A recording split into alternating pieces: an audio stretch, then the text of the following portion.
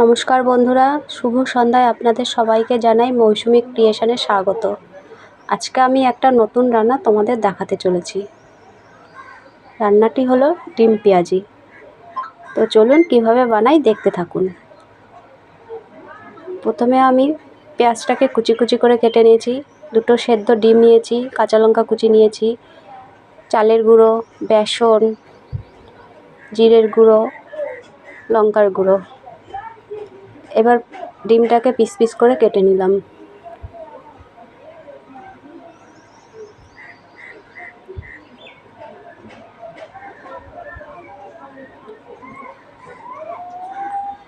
তারপর কুচি করা পেঁয়াজের মধ্যে লবণ, হলুদ, জিরের গুঁড়ো, লঙ্কার গুঁড়ো, কাঁচা লঙ্কা কুচি,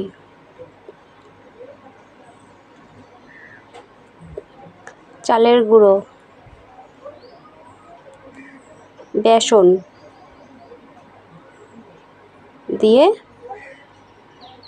জল ছাড়া হাতের সাহায্যে ভালোভাবে মেখে নেব।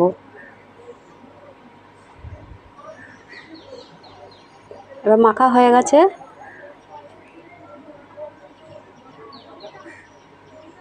এবার ওই পিস করা ডিমগুলোকে এক এক টুকরো নিয়ে একটা শেপের আকার করে নেব।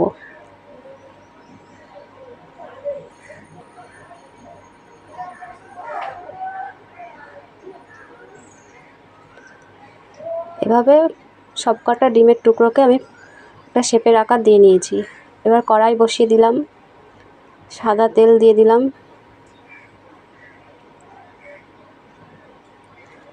তেলটা গরম হয়ে গেলে এক এক করে আমি ওই ডিমগুলোকে ছেড়ে দেব।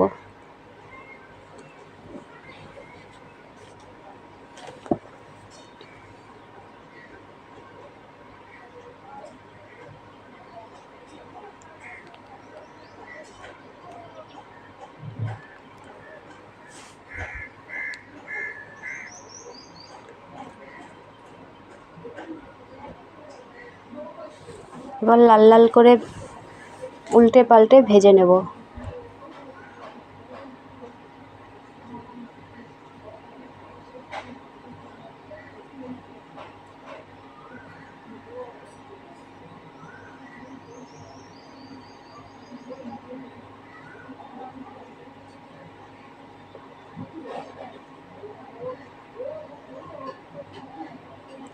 এবার আমার ডিমগুলো ভাজা হয়ে গেছে, একটা প্লেটে নামিয়ে নেব।